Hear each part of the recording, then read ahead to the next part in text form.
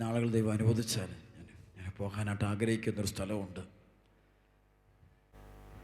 ടർക്കിയിലുള്ള ഈ എഫെസസ് എന്ന സ്ഥലം, അതുപോലെ ഗ്രീസിലുള്ള പാത്മോസ് എന്നുള്ള സ്ഥലം.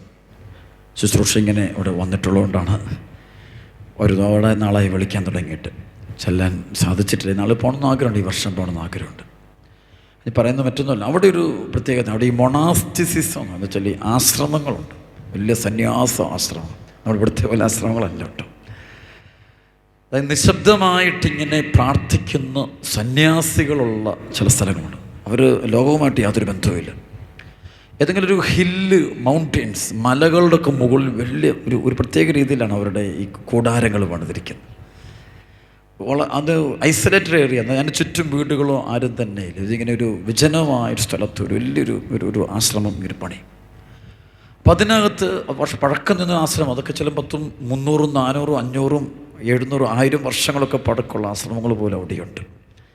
അപ്പോൾ അവിടെയാണ് എഫെസസിലാണ് ഈ പരിശുദ്ധ അമ്മയുടെ വീടെന്നൊക്കെ പറയുന്ന സ്ഥലം. യോഹന്നാൻ്റെ വീട്, പരിശുദ്ധ അമ്മ അവിടെയായിരുന്നു എന്ന് പറയുന്നുണ്ട്. അതൊക്കെ അവിടെ ആശ്രമങ്ങൾ, അവിടുത്തെ ദേവാലയമൊക്കെ ഉണ്ട്. അവിടെ നിന്നാണ് പരിശുദ്ധ അമ്മ സ്വർഗാരോപണം ചെയ്തത് എന്ന് സഭ വിശ്വസിക്കുന്നു. അപ്പോൾ ഈ സ്ഥലം, അവിടുത്തെ പ്രത്യേകത, അവിടെ ഒരു പ്രത്യേക ജീസസ് പ്രയർ എന്ന രീതിയിലൊരു പ്രാർത്ഥനയാണ് ഇവരുടെ ചില ആശ്രമം. ജീസസ് പ്രയർ വെച്ചാൽ Jesus Christ son of God have mercy on me Sinner. വേറൊന്നുമില്ല. യേശു ക്രിസ്തുവേ, ദൈവത്തിൻ്റെ പുത്ര, പാപിയായ എൻ്റെ മേൽ കരുണയായിരിക്കും. നമ്മുടെ ഈ ജപമാല ഉണ്ടല്ലോ, പരിശുദ്ധമായ ജപമാല. ഈ ജപമാല, അതുപോലെ ജപമാല അവരുടെ കയ്യിലുണ്ട്, എപ്പോഴും ഇങ്ങനെ ജപമാലുണ്ട്. ഈ ജപമാല എടുത്തുകൊണ്ട് അവരെപ്പോഴും ഇങ്ങനെ ഓരോ മണികളിങ്ങനെ, യേശു ക്രിസ്തുവേ ദൈവത്തിൻ്റെ പുത്ര, പാപിയായ എൻ്റെ മേൽ കരുണയായിരിക്കണേ. യേശു ക്രിസ്തുവേ ദൈവത്തിൻ്റെ പുത്ര, പാപിയായ എൻ്റെ കരുണയായിരിക്കണേ. ഇതിങ്ങനെ രാവിലെ മുതൽ രാത്രി വരെയും, രാത്രി മുതൽ രാവിലെ വരെയും ഫുൾ ടൈം കരുണയ്ക്ക് വേണ്ടി പ്രാർത്ഥിക്കുക. അവർ ഈ ലോകത്തിൻ്റെ മേൽ ദൈവത്തിൻ്റെ കരുണ ഒഴുകുവാൻ വേണ്ടി പ്രാർത്ഥിക്കുന്ന പ്രാർത്ഥന. വേറൊന്നുമില്ല, കരുണ. കാരണം അവർക്ക് കിട്ടിയിരിക്കുന്ന അവിടെ നിന്ന് വിശുദ്ധർക്ക് കിട്ടിയത്, ദൈവം കരുണ കാണിക്കാതെ ആർക്കും കൃപ കിട്ടില്ലെന്ന്. ദൈവം കരുണ ചൊരിയാതെ എൻ്റെ കഴിഞ്ഞകാല പാപത്തിൻ്റെ മേൽ, എൻ്റെ ജീവിതത്തിൻ്റെ മേൽ ദൈവം കരുണ വർഷിക്കാതെ കരുണ കിട്ടില്ല. അപ്പം കരുണയ്ക്ക് വേണ്ടി അവരിങ്ങനെ ചൊല്ലിക്കൊണ്ട് നടക്കും. ഞാനിപ്പോഴും പറ്റുന്ന സമയത്ത് ഇങ്ങനെ ഇത് ഓരോന്നു, യേശു ക്രിസ്തുവേ Jesus Christ son of God have mercy on me sinner. Jesus Christ son of God have mercy on me sinner. അതും ഇങ്ങനെ ഒരു പ്രത്യേക ഒരു ചാൻറ്റിങ് ആണ്, ഒരു രീതിയിൽ ഒരു പാട്ടൊക്കെ പാടി അവരിങ്ങനെ പ്രാർത്ഥിക്കുക. പരിശുദ്ധ കുർബാനയൊക്കെ എഴുതി വെച്ചിട്ട് വേറൊന്നുമില്ല. അവരിത് യേശു ക്രിസ്തുവേ, വേറെ ഒരു പ്രയറും ഇല്ല. ബാക്കി ഇവരുടെ സഭയുടെ പ്രയറുകളുണ്ട്. അത് കഴിഞ്ഞാൽ ബാക്കിയുള്ള സമയം മുഴുവൻ സഭയുടെ ഔദ്യോഗികമായ പ്രാർത്ഥന കേട്ട് ബാക്കിയുള്ള മുഴുവൻ സമയങ്ങളും അവർ പ്രാർത്ഥിക്കുന്നത് കരുണയ്ക്ക് വേണ്ടിയാണ്. ഞാൻ തുറന്നു പറയുന്നത്, മക്കളെ, ഈ നാളുകളിൽ നമ്മൾ ഒരുപാട് കരുണയ്ക്ക് വേണ്ടി പ്രാർത്ഥിക്കണം. അല്ലെങ്കിൽ ആരും പിടിച്ചു നിൽക്കില്ല, ഒരു കുടുംബങ്ങളും പിടിച്ചു നിൽക്കില്ല. ഒരു യുവാവ്, നിങ്ങൾ വളർത്തുന്ന മക്കളൊന്നും ലക്ഷ്യത്തിലെത്തിച്ചേരില്ല. നിങ്ങൾ കെട്ടിച്ചയക്കുന്ന വിവാഹങ്ങളൊന്നും അത് ആ ലക്ഷ്യത്തിലെത്തില്ല. ദൈവത്തിൻ്റെ കരുണ ഒഴുകാതെ പറ്റില്ല. കാരണം ഈ തലമുറ ദൈവത്തോട് കാണിക്കുന്ന നിന്ദനം അതതിൻ്റെ പരിധി വിട്ടു. ദൈവവചനത്തോട് കാണിക്കുന്ന എതിർപ്പ് അതിൻ്റെ പരിധി കഴിഞ്ഞു. അതിൻ്റെ പരിധി കഴിഞ്ഞ് നിൽക്കുന്ന സമയമാണിത്. അത്രമാത്രം ദൈവത്തെ നാം വേദനിപ്പിക്കുന്ന ഒരു തലമുറയാണ് ഈ തലമുറ. അപ്പോൾ ഈ സമയത്ത് മുട്ടിപ്പായിട്ട് കരുണയ്ക്ക് വേണ്ടി ഹൃദയം തുറന്ന് മനസ്സ് നൊന്ത്, ദൈവമേ കരുണയായിരിക്കും. അതുകൊണ്ടാണ് ഇവിടെ ഒരു രോഗശാന്തി ഉണ്ടായാൽ അത് കരുണ ദൈവം നിന്നോട് കാണിച്ചതാണ്. നിൻ്റെ ബന്ധനം അഴിഞ്ഞാൽ അത് ഞാനടിച്ചതല്ലോ, എനിക്ക് അച്ഛൻ അടിച്ചല്ലത്, ദൈവം നിന്നോട് കരുണ കാണിച്ചതാണ്. നിന്റെ കുടുംബ പ്രശ്നം തീർന്നാൽ ദൈവം നിന്നോട് കരുണ കാണിച്ചതാ. നിനക്ക് ഒരു അഭിഷേകം കിട്ടിയാൽ ദൈവം നിന്നോട് കരുണ കാണിച്ചതാ. ഒരു വെളിപാട് കിട്ടിയാൽ ദൈവത്തിൻ്റെ കരുണയാണ്. ഇത് കിട്ടുമ്പോഴേ നമ്മളൊക്കെ അഹങ്കരിക്കരുത്. ഒരുപാട് അഹങ്കാരം കൂടുതലാണ്. അഹങ്കാരം കൂടുമ്പോൾ കൃപ ചോർന്നു പോകും. സഭ പോലും, നല്ലൊരു ഇടവക പോലും അത് നിലനിൽക്കണം. കരുണയാണ്. ആ കരുണ കിട്ടിയില്ല, അത് കരുണയ്ക്ക് വേണ്ടി പ്രാർത്ഥിക്കരുത്. അതുകൊണ്ട് ഏറ്റവും വലിയ പ്രാർത്ഥന ദൈവത്തോടുള്ള കരുണയ്ക്കാണ്. ദിവസങ്ങളിൽ ഈശോനോട് പറഞ്ഞിട്ടുള്ളത്, നമുക്കിവിടെ മുഴുവൻ, ഈ ദേശം മുഴുവനും വേണ്ടി നമുക്ക് കരുണയ്ക്ക് വേണ്ടി പ്രാർത്ഥിക്കണം. നമ്മുടെ കുടുംബങ്ങൾ, ചില കൊലപാതകങ്ങൾ നടന്നിട്ടുള്ള കുടുംബങ്ങൾ കാണാം. ചില കൊലപാതകങ്ങളൊന്നും മനുഷ്യർ അറിയാറില്ലല്ലോ. ഒരിക്കലും അമ്മ എന്നോട് പറയാറ്, ഒരു സ്ത്രീ അവരുടെ അമ്മായിയമ്മ വീട്ടിൽ മരിച്ച ചരിത്രമാണ്. അമ്മായിമ്മയും മരുമകളും തമ്മിൽ ഭയങ്കര പ്രശ്നമാണ്. എൻ്റെ അടുത്ത് വരാനുള്ള കാരണം ഈ അമ്മയുടെ എൻ്റെ അടുത്ത് വന്ന ആളുടെ മകന് എന്തോ സ്കൂളിൽ കോളേജിലോ എവിടെ വലിയ പ്രശ്നം വന്ന് താരിപ്പണമായി അവൻ്റെ സകലതും തീർന്നു. അവനെന്തോ വലിയ ഞാൻ ഓർക്കുന്നില്ല, ഒരുപാട് സീരിയസ് പ്രശ്നത്തിൽ പെട്ട് കഴിഞ്ഞ് അവനെ നഷ്ടപ്പെട്ടു. അപ്പോഴാണ് ഈ സഹോദരി എന്നോട്, അച്ഛാ ഞാനൊരു തെറ്റ് ചെയ്തിട്ടുണ്ട്. എന്താ തെറ്റ്? എൻ്റെ അമ്മായിയമ്മ, അതായത് ഹസ്ബൻഡിൻ്റെ അമ്മ ഇങ്ങനെ അമ്മയും മരുമകളും തമ്മിൽ എന്നും പ്രശ്നമായിരുന്നു. അപ്പോൾ എപ്പോഴും അങ്ങോട്ടും ഇങ്ങോട്ടും വഴക്കുക. അപ്പോൾ അമ്മയ്ക്ക് വയ്യാതെ, അമ്മായിമ്മ വയ്യാതെ കിടക്കുക, ഒരുപാട് ചികിത്സ ഭേദമാകുന്നില്ല. അമ്മായിമ്മ അപ്പോൾ ഇടയ്ക്കിടയ്ക്കും എല്ലാം ചത്തൊക്കെ അങ്ങോട്ടും ഇങ്ങോട്ടൊക്കെ ബഹളം, ശാപവാക്കും തെറിവിളി എല്ലാം നടക്കുക. അങ്ങനെ ഒരു ദിവസം രാത്രിയിൽ അമ്മായിമ്മയുടെ മുറിയിലൊരു ശബ്ദം കേട്ടപ്പോൾ ഈ മരുമകളിത് കേട്ടു. മരുമകൾ ഹസ്ബൻഡിൻ്റെ കൂടെ അവരുടെ മുറിയിലാണ്. അപ്പോൾ ഞാൻ കേട്ടിട്ട് അച്ഛാ ഞാൻ എഴുന്നേറ്റ് നേരെ അമ്മായിമ്മയുടെ മുറിച്ച് തുറന്നു നോക്കി. ലൈറ്റ് ഇട്ടപ്പോൾ അമ്മായിമ്മ കട്ടിലേന്ന് താഴെ വീണതാണ്. തലയടിച്ച് വായ്ക്കടിച്ച് ചോരയൊഴുന്നുണ്ട്. എന്നിട്ട് പറഞ്ഞ കാര്യം അച്ഛൻ ഞാൻ അനങ്ങില്ല. എൻ്റെ ഉള്ളിൽ ഞാൻ പറഞ്ഞു അതങ്ങ് ചത്തു നോക്കട്ടെ. ഞാൻ പതുക്കെ വാതിൽ അടച്ചിട്ട് അറിയാതെ ഞാൻ വന്ന് ഹസ്ബൻഡ് എൻ്റെ കട്ടിലോ ഞാൻ കിടന്നു. രാവിലെ എഴുന്നേറ്റു. ഹസ്ബൻഡ് ചെന്നിട്ട് നോക്കുമ്പോൾ അമ്മ മരിച്ചു കിടപ്പുണ്ട്. നേരിട്ട് കൊന്നിട്ടില്ല. ആരും ഉപദ്രവിച്ചു? ഒന്നും ഉപദ്രവിച്ചിട്ടില്ല. എന്തും തെറ്റ് ചെയ്തു? ഒന്നും ചെയ്തിട്ടില്ല. ഒന്നുമില്ല. എൻ്റെ പറച്ച ഞാൻ ചെയ്തു വച്ച എൻ്റെ പറയാ തകരുക. കരുണ കിട്ടും, പിന്നെ കരുണയില്ല. ആ കുടുംബത്തിലോട്ട് കൃപയുടെ വാതിൽ അടയ്ക്കപ്പെടും ആണ്. ചില പാപം ചെയ്തുകഴിഞ്ഞാൽ പിന്നെ ദൈവത്തിൻ്റെ അനുഗ്രഹങ്ങളുടെ വാതിൽ അങ്ങ് അടയുന്നൊരു സംഭവമുണ്ട്. കൃപയുടെ വാതിലടയും. ചില പാവങ്ങൾക്ക് അങ്ങനെ പ്രത്യേകത ചെയ്ത് കഴിഞ്ഞാൽ അതാണ് മാതാപിതാക്കളുടെ ദ്രോഹം, സഭയോടുള്ള ദ്രോഹം, അങ്ങനെയുള്ള ചില പെഞ്ചു കുഞ്ഞുങ്ങളുടെ ദ്രോഹം, ചില മാരകപ്പാവം. കൃപയുടെ വാതിൽ ക്ലോസ്ഡാവും. അതങ്ങ് അറിയില്ല. പിന്നെ കൃപ ഒഴുകാതെ അത് ബ്ലോക്കായി പോകുന്ന കാണാൻ പറ്റും. സർവ്വത്തെ പ്രത്യേക ഹല്ലേലൂയാ, ഹല്ലേലൂയാ. ചില ആളും അച്ഛൻ ഞാൻ എന്തിനിറങ്ങിയാലും തടസ്സം അച്ഛാ, എല്ലാം അതിൻ്റെ വക്കേ വരുമ്പോൾ അങ്ങ് എല്ലാം കൂടെ മാറിപ്പോവുക. ഇന്നല്ല നാളെല്ലാം ശരിയാകത്തില്ല. എല്ലാം ബ്ലോക്കായി പോവുക. ഒരു കാര്യം നടക്കുന്നില്ല. ആശുപത്രി ചെന്നാലും എല്ലാം എല്ലായിടത്തും വെച്ചോ എന്നറിയില്ല. എന്താ ദൈവം എന്നെ ഞാൻ ദൈവ ശിക്ഷയൊന്നുമില്ല. കരുണ കിട്ടുന്നില്ല. കരുണയ്ക്ക് വേണ്ടി പ്രാർത്ഥിച്ചാൽ മതി. കൃപയുടെ വാതിൽ തുറക്കണമെങ്കിൽ കരുണയ്ക്ക് വേണ്ടി പ്രാർത്ഥിക്കണം. ദൈവത്തിനെതിരെ, സഹോദരങ്ങൾക്കെതിരെ ചെയ്തു പോയ തെറ്റിന് കാല് പിടിച്ച് മാപ്പ് പറയേണ്ടി വരും. മനസ്സുകൊണ്ടോ വാക്കുകൊണ്ടോ വിചാരം കൊണ്ടോ ഞാൻ ചെയ്തിട്ടുള്ള തെറ്റുകൾക്ക് മാപ്പ് പറയേണ്ട. അല്ലാതെ ഈ കൃപയുടെ വാതിൽ തുറക്കും. പിന്നെ നമ്മൾ തുറന്നു കിട്ടുന്ന കണ്ടു കരുണയ്ക്ക് വേണ്ടി പ്രാർത്ഥിക്കുക. ഒരിക്കൽ ഒരു അച്ഛനോട് പറയുമായിരുന്നു, ഞങ്ങളൊരു ആത്മീയ മേഖലയിൽ കഴിയുന്ന അച്ഛൻ പറയായിരുന്നു, അതായത് ഇന്ന് പല കുടുംബം കുഞ്ഞുങ്ങളില്ല, മക്കളില്ല. ഒരുപാട് കുടുംബങ്ങളിൽ നിന്നും വലിയ പ്രശ്നത്തില്ല. അപ്പോൾ അതിൻ്റെ കാരണമായിട്ട് അച്ഛൻ പറയും, ഒരുപാട് അബോർഷനുകൾ നമ്മുടെ എല്ലാം കുടുംബങ്ങൾ പിഞ്ചു കുഞ്ഞുങ്ങളോട് ക്രൂരത കാണിക്കുക, അമ്മയുടെ ഉദരത്തിൽ കഴിയുന്ന കുഞ്ഞിനെ കൊല്ലുക, അതുപോലെ തന്നെ വ്യഭിചാരം, സ്വയംഭോഗ സ്വവർഗ്രന്ഥികളും ബ്ലൂ ഫിലിം വിളച്ച പാപങ്ങൾ ചെയ്യുക. അപ്പോൾ ഇത് കൃപയിലൂടെ കിട്ടുന്നതാണ് കുഞ്ഞ്. അതങ്ങ് തടസ്സപ്പെടും. അപ്പോൾ ഈ തലമുറ കാണാൻ പറ്റും ചിലപ്പോൾ ഈ കുഞ്ഞുങ്ങളില്ലാത്ത ഒരുപാട് കുടുംബങ്ങൾ. അപ്പോൾ ഈ കരുണയുടെ, ഈ കൃപയുടെ, കരുണ ഇതിൽ കിട്ടാതെ പോകുന്ന പോലെ, കൃപ ഒഴുകാതെ പോകും, അനുഗ്രഹം കിട്ടാതെ പോകുന്ന പോലെ ഒരു ബ്ലോക്ക് വരാണ്ട് ഈ കുടുംബങ്ങളിൽ. ഇപ്പം നമ്മുടെ ദേശം മുഴുവൻ ഇതൊരു വ്യക്തിയുടെ പാപത്തെക്കുറിച്ചല്ല, ദേശത്തിൻ്റെ, കുടുംബങ്ങളുടെ ഒക്കെ ദൈവവിധത്തിന് വചനവിരുദ്ധമായ പ്രവർത്തികൾ, ദൈവകൽപ്പന വിരുദ്ധമായ പ്രവർത്തി ചെയ്തുകൊണ്ടിരിക്കുമ്പോൾ നമുക്ക് കൃപ നഷ്ടപ്പെടും. കൃപ പിന്നെ കിട്ടില്ല. കൃപയുടെ വാതിലടഞ്ഞു പോവും. കരുണകൾ ഉണ്ട്. ഈ ധ്യാനത്തിൽ വെച്ച് എൻ്റെ മക്കളെ കരുണയ്ക്ക് വേണ്ടി പ്രാർത്ഥി, വേറൊരു വഴിയില്ല. സർവ്വത്തെ പറഞ്ഞേ ഹല്ലേലൂയാ. മർക്കോസ് വിശേഷം 10-ാം അധ്യായത്തിൻ്റെ 46 മുതൽ അവർ ജെറീക്കോയിലെത്തി.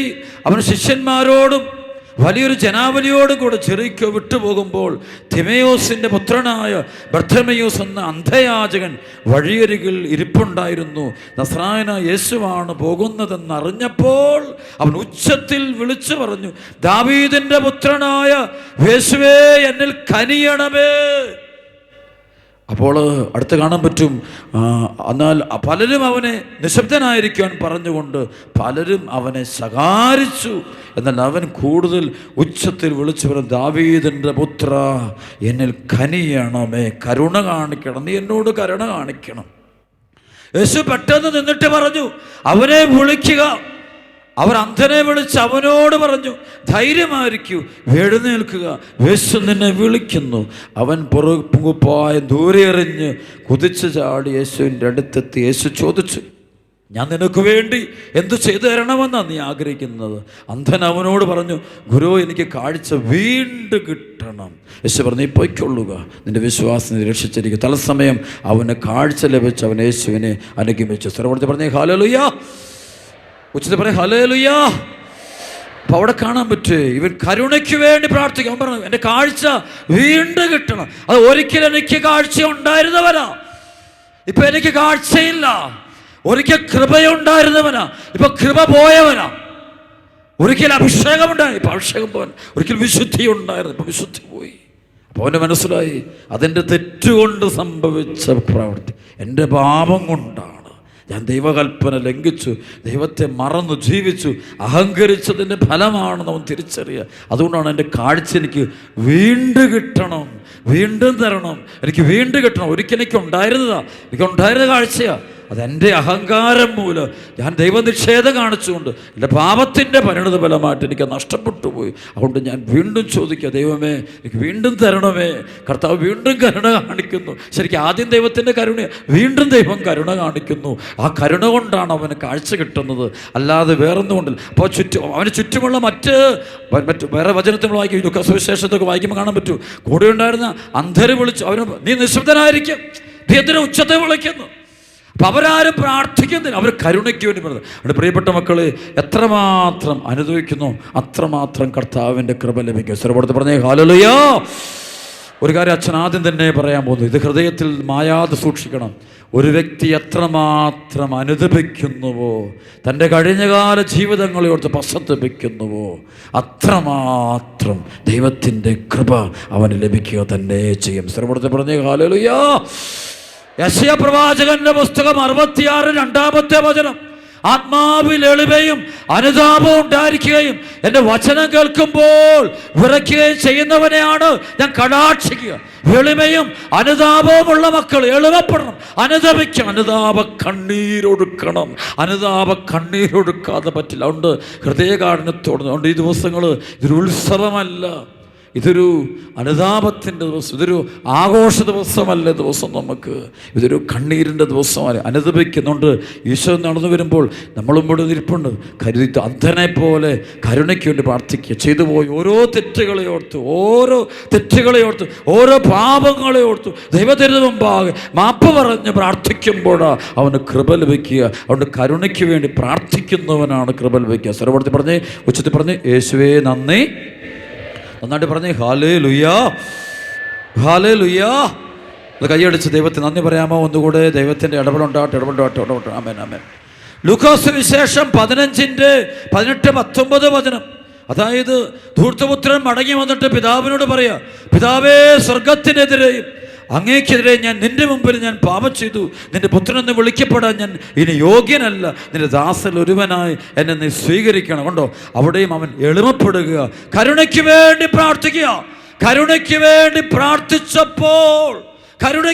പ്രാർത്ഥിച്ചപ്പോഴാണ് അവൻ നഷ്ടപ്പെട്ടു പോയ ഭവനം തിരിച്ചു കിട്ടുന്നത്, അവന് നഷ്ടപ്പെട്ടു പോയ സമാധാനം തിരിച്ചു കിട്ടുന്നത്, അവൻ നഷ്ടപ്പെട്ടു പോയ കുടുംബം തിരിച്ചു കിട്ടുന്നത്. അതുകൊണ്ട് ചിലർക്ക് കുടുംബം തീർന്നവർ കാണും. ഈ ധ്യാനത്തിൽ കൺവെൻഷൻ പങ്കെടുത്ത ചില കുടുംബം തീർന്നവർ കാണും. അവർ തിരിച്ച് നല്ല സമാധാനമുള്ള ഒരു കുടുംബം ഉണ്ടാകണമെങ്കിൽ ദൈവത്തോട് കരുണയ്ക്ക് വേണ്ടി പ്രാർത്ഥിക്കണം. കുറച്ച് വർഷങ്ങൾക്ക് മുമ്പ് വെള്ളിയാഴ്ച ദിവസം കുറേ രോഗികൾക്ക് വേണ്ടി ഞാൻ പ്രാർത്ഥിക്കുക. യേശു പറഞ്ഞിട്ട് ഇങ്ങനെ രോഗികളെ കൊണ്ടുവരും. അപ്പോൾ രോഗികൾ വന്നിട്ട് ഇങ്ങനെ എൻ്റെ മുറിയിൽ വന്നിട്ട് കൊണ്ട് പ്രാർത്ഥിക്കും. അപ്പോൾ 2 തളർവാദ രോഗികളെയും കൊണ്ട് ആളുകൾ വന്നു. അപ്പോൾ ഒരാൾ അക്രൈസ്തവനായൊരു മനുഷ്യനാണ്. ഇദ്ദേഹത്തിന് 8-10 വർഷത്തോളമായി രോഗം പിടിപെട്ട് കടന്നുപോയി. അപ്പോൾ ആൾക്കൊട്ടും നടക്കാൻ പറ്റത്തില്ല. ആൾക്ക് പ്രാഥമികമായ ആവശ്യം പോലും ചെയ്യാൻ പറ്റില്ല. അപ്പോൾ യൂറിൻ ബാഗൊക്കെ ഉണ്ട്. അദ്ദേഹത്തിൻ്റെ ഭാര്യയും മക്കളൊക്കെ കൂടെയുണ്ട്. ഒരു 50 വയസ്സ് മിച്ചം പ്രായം കാണത്രേ ഉള്ളൂ. ഇദ്ദേഹത്തെ ഇവർ എടുത്തുകൊണ്ട് ഈ കസേര എടുത്തുകൊണ്ട് എൻ്റെ മുറിയുടെ ഫ്രണ്ടിൽ കൊണ്ടുവന്നിട്ട് മുറിക്കത്തിട്ട്. അപ്പോൾ ആ സമയത്ത് അതിന് പുറകിൽ വേറൊരു തളർവാദ രോഗി, അത് ഇതുപോലെ തന്നെ ഒരു രോഗം പിടിപെട്ട് വർഷങ്ങളായിട്ട് കിടക്കുന്ന ഒരു കത്തോലിക്കനായ, ഒരു ക്രിസ്ത്യാനിയായ കത്തോലിക്കനായ ഒരു വ്യക്തിയുണ്ട്. ആളും പുറം നിൽക്കാം. അപ്പോൾ ആദ്യം ഈ വ്യക്തിയാണ്, ഈ അക്രൈസ്തവ. അപ്പോൾ വരുന്നു എൻ്റെ മുറിലോട്ട് ഈ വിധത്തിൽ ഇങ്ങനെ കസേര എടുത്തുകൊണ്ട് വന്നു. ഉടനെ ഈ അദ്ദേഹത്തിൻ്റെ ഭാര്യ മക്കൾ വാവിട്ട് കരയുക. അവർ ദൈവത്തോടങ്ങ് എന്തോ ഒരു പ്രാർത്ഥിക്കുക, ശരിക്കും കരുണയും. അപ്പോൾ അവർക്കെന്തോ ഒരു വലിയ ഫെയ്ത്തും അതുപോലെ താഴ്മയാണ്. അപ്പോൾ ഇവരുടെ ഈ മനുഷ്യൻ്റെ തലയിലോട്ട് ഞാൻ കൈവച്ച് സ്തുതിക്കുന്നു പറയുകയും എനിക്കൊരു കരണ്ടടിക്കുന്ന പോലത്തെ ഒരു അനുഭവം ഉണ്ടായി. അപ്പോൾ ഈ മനുഷ്യൻ ശരിക്കും കസേരയോടെ ശരിക്കും താഴോട്ട് വീണേ. ശരിക്കും ദേഹത്തുനിന്ന് പൈശാശക്തി ഇങ്ങനെ പോവുക, നിലത്ത് കിടന്നിങ്ങനെ കൈയും കാലും ഇട്ട് ഇങ്ങനെ അടിക്കുക. ശരിക്കും കൃപയാണിത്. ഈ ഡെലിവറൻസ് ഒന്നും നമ്മൾ കൊടുക്കുന്നല്ല, കൃപ കൊടുക്കുക. ദൈവത്തിൻ്റെ കൃപയെ പ്രവർത്തിച്ചത്. നമ്മളാരും അതിനകത്തെ ആരുമല്ല, ദൈവത്തിൻ്റെ കൃപയാണ്. എൻ്റെ പ്രിയപ്പെട്ട മക്കളെ, നിങ്ങൾ വിശ്വസിക്കുമല്ലോ എന്ന് അറിഞ്ഞുകൊണ്ട് 10 വർഷമായിട്ട് തളർന്നു കിടന്നിരുന്ന ഈ മനുഷ്യൻ, ഈ അക്രൈസ്തവ സഹോദരൻ, ആ സമയത്ത് കൈകാലുകൾക്ക് ബലം പ്രാപിച്ച് എഴുന്നേറ്റ് കർത്താവിനെ ഞങ്ങളുടെ മുമ്പിൽ വെച്ച് സ്തുതിച്ച് ദൈവത്തെ മഹത്വപ്പെടുത്തി. 2 കരപ്പെടുത്തി ഹല്ലേലൂയാ, നന്ദി. വലിയൊരു സംഭവം. ഞാനങ്ങോ ധരിച്ച് പേടിച്ച്, കാരണം ദൈവത്തിൻ്റെ മഹത്വം നേരെ കണ്ട് കരുണ എന്നോട് കൃപയൊഴുക. അത് അടുത്ത നിമിഷം ഉണ്ടായതാണ്. എനിക്ക് സങ്കടം ഉണ്ടായത് അടുത്തതാണ്. ഇവർ അപ്പോഴത്തേക്കും ശുശ്രൂഷകരും അവിടെയുള്ള ആളുകളെല്ലാം ഇങ്ങനെ ഭയങ്കര ദൈവത്തിന് നന്ദി പറയുക. എല്ലാവരും ഈശോ ഇങ്ങനെ മഹത്വപ്പെടുത്തുക. കർത്താവ് കരുണയ്ക്ക് വേണ്ടി പ്രാർത്ഥിക്കുന്നവന് കൃപ കൊടുക്കുന്നു. അപ്പോൾ അടുത്ത് കണ്ടുമുട്ടുന്ന ഈ ക്രൈസ്തവനായ ആൾ തൊട്ട് അപ്പോൾ ആളെ എടുത്ത് എൻ്റെ മുറി കൊണ്ടുവന്നു. ഇതുപോലെ തന്നെ. അപ്പോൾ എനിക്ക് നല്ല സന്തോഷം. ദൈവമേ, ഇപ്പം അത്ഭുതം നമ്മൾ അപ്പോൾ ഞാൻ ഇയാളുടെ തലയ്ക്ക് വെച്ചു ഞാൻ സ്തുതിക്കാൻ തുടങ്ങി. എൻ്റെ പ്രിയപ്പെട്ട മക്കളെ, ഒരു 4-5 മിനിറ്റ് സ്തുതിച്ച് പ്രാർത്ഥിച്ചു. പക്ഷേ ഒരു ചലനവും കണ്ടില്ല. എനിക്ക് സങ്കടമായി. ഇയാളാകെ വയ്യാത്തൊരു മനുഷ്യൻ. ആശുപത്രി ഞങ്ങൾ സാരമില്ല, വിഷമിക്കേണ്ട, കർത്താവ് കരുണ കാണിക്കുകയും പ്രാർത്ഥിച്ചു എന്നൊക്കെ പറഞ്ഞ് ഞാൻ പതുക്കെ പറഞ്ഞു വിടുമ്പോൾ എൻ്റെ കൂടെയുള്ള ശുശ്രൂഷകരും എല്ലാവരും എന്നെ ഇങ്ങനെ നോക്കുന്നുണ്ട്. എന്താ ഇതിൻ്റെയൊക്കെ അർത്ഥം? എന്താ ഒരാൾക്ക് കിട്ടുന്നു, ഒരാൾക്ക് കിട്ടുന്നില്ല. ഒരാളിത് രണ്ടാമത് വന്നിരിക്കുന്ന ആളിനേക്കാളും ഗൗരവമേറിയ രോഗമുള്ള ആളാണ്ട് സൗഖ്യപ്പെട്ടിരുന്നേറ്റ് പോകുന്നു. ഈ രണ്ടാമത്തെ ആളിത് കത്തോലിക്കനല്ലേ, പള്ളിയിൽ പോകുന്നവനല്ലേ? അത് തന്നെയാണ്, കത്തോലിക്കനാണ്, പള്ളിയിൽ പോകുന്നവൻ. പക്ഷേ അതുകൊണ്ട് തന്നെ അവൻ ചിലപ്പോൾ അറിഞ്ഞുകൂടും, ആരെയും ഞാൻ വിധിക്കാൻ ഞാൻ ആരുമല്ല. പക്ഷേ ദൈവത്തെ നിഷേധിക്കുന്നുണ്ടാവേ, ഉള്ളിൻ്റെ ഉള്ളിൽ സംശയം കാണുവേ, ഉള്ളിനൊരു വിശ്വാസം കാണില്ല. മറ്റൊന്നൊക്കെ ഒരിക്കൽ പോലും സഭയിലോ ദേവാലയത്തിലോ വന്നിട്ടില്ല. പക്ഷേ ആ ദേവാലയത്തിൽ ഒരു വിശ്വാസമുണ്ട്. അവിശ്വാസിയുടെ വിശ്വാസം, വിശ്വാസിയുടെ അവിശ്വാസം, അവിശ്വാസിയുടെ വിശ്വാസം. ചിലപ്പോൾ വിശ്വാസിയുടെ അവിശ്വാസം, വിശ്വാസിയുടെ അവിശ്വാസം അവിശ്വാസിയുടെ കാഴ്ചപ്പാടിനേക്കാളും വലുതാണ്. ഞാൻ പറഞ്ഞു വെച്ചാൽ അക്രൈസ്തവൻ്റെ ചില സമയത്ത് അപ്പോൾ അവർക്കാണ് ചിലപ്പോൾ നമ്മളെക്കാളും വിശ്വാസം. അതുപോലെ അയാളെ കരുണ, ദ വെരി മൊമെൻറ്റ് ഞാൻ കണ്ടു ആ മനുഷ്യൻ സുഖപ്പെടുന്നുണ്ട്. ഇവർ കരുണയാണ്. അപ്പോൾ എനിക്ക് മനസ്സിലായി, ഈശോനെ പറയും ഇതെല്ലാം കരുണയാവട്ടോ, എല്ലാം കരുണയാണ്, കഴിവല്ല, എല്ലാം കരുണയാണ്. ആ കരുണ ഒഴുകാതെ വേറെ എന്ത് സംഭവിച്ചിട്ടും കാര്യമില്ല. അവിടെ ഇന്ന് ഇവിടെ ഈ ദേശത്തുള്ള ജനങ്ങൾ ധാരാളം മക്കൾ വന്നിട്ടുണ്ട്. ഇത് കരുണയാണ്. ഈ ജനങ്ങളോട് ഒരുമിച്ച് കൊണ്ടത് അത് നമ്മുടെ ആരുടെ കഴിവോ എൻ്റെ പേര് കണ്ടിട്ടൊന്നും അല്ല, ഇതൊക്കെ കരുണയാണ്. പക്ഷേ ഈ ദിവസങ്ങൾ കൃപയൊഴുകണമെങ്കിൽ ഇനി ഓരോ വ്യക്തിയോടും ദൈവം കരുണ കാണിക്കണം. ഓരോ വ്യക്തിയോടും ദൈവം കരുണ കാണിക്കണമെങ്കിൽ ആ വ്യക്തി തീരുമാനിക്കണം. ആ വ്യക്തി എളിമപ്പെട്ട് അനുദപിക്കാതെ ആ കരുണ. ചിലപ്പോൾ ഇടത്ത് നിൽക്കുന്ന വ്യക്തിക്ക് കിട്ടണമെന്നില്ല, വലത്തിരിക്കുന്ന ആൾക്ക്, കയ്യിലിരിക്കുന്ന കുഞ്ഞിന് കിട്ടണമെന്നില്ല, അമ്മ കെട്ടിപ്പിടിച്ചിരിക്കുന്ന മോന് കിട്ടണമെന്നില്ല. ചിലപ്പോൾ ഈ അമ്മയ്ക്ക് കിട്ടണമെന്നില്ല, ചിലപ്പോൾ മോന് കിട്ടിയെന്ന് വരും, കുഞ്ഞിന് കിട്ടിയെന്ന് വരും. ആർക്കാണ് ഈ കൃപയോടെന്ന് പറയാൻ പറ്റും? പക്ഷേ കരുണയാണ് ഇതിൻ്റെ എല്ലാം അടിസ്ഥാനം. ദൈവത്തിൻ്റെ ദയയാണ് എല്ലാറ്റിൻ്റെയും അടിസ്ഥാനം.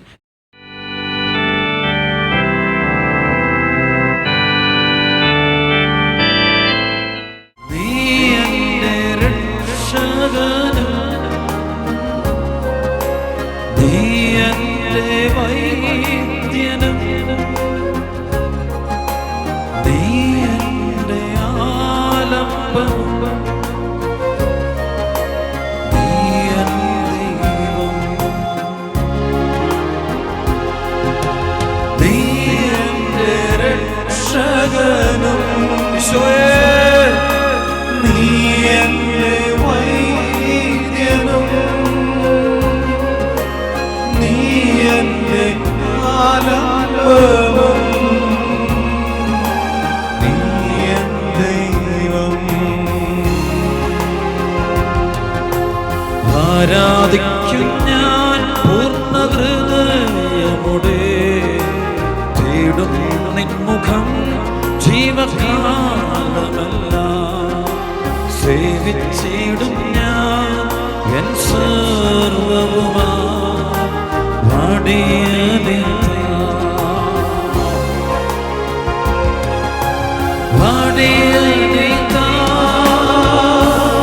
ഈശോ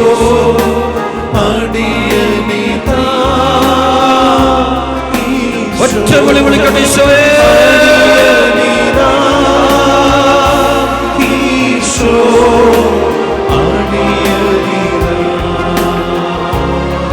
കരങ്ങൾ ഉയർത്തി വിളിക്കുന്നു.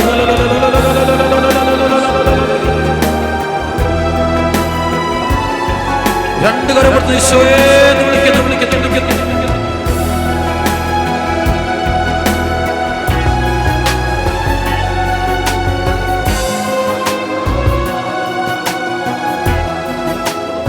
രക്ഷപ്പെടാനാവാത്ത കൂടെ ബന്ധനത്തിൽ കഴിയുന്ന മക്കള്, പൈശാചികരുടെ പീഡ അനുഭവിക്കുന്ന മക്കള്, രോഗികളായ കുഞ്ഞുങ്ങളെ വഹിച്ചുകൊണ്ട് അപ്പനമ്മമാരെത്തിയിട്ടുണ്ട്.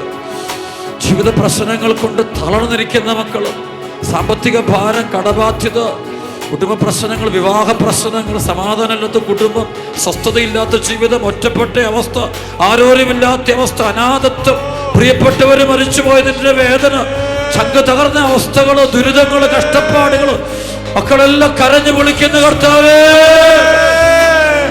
ഒറ്റ വിളി വിളിക്കട്ടെ ഈശോയെ വിളിക്കുന്നു.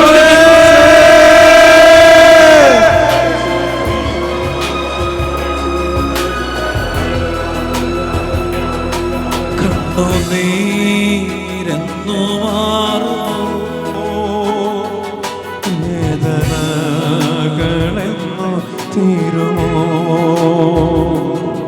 കണ്ണുനീരെന്നു മാറുമോ. രണ്ടു കരം കൊടുത്തുക. ഈശോ നമ്മെ ആശീർവദിക്കുന്നു. മക്കളെ ഈശോ ആശീർവദിക്കുന്ന സമയമാ. കൈകൾ ഉയർത്തി ചങ്കുപൊട്ടി ഈശോയെ വിളിച്ചോണം.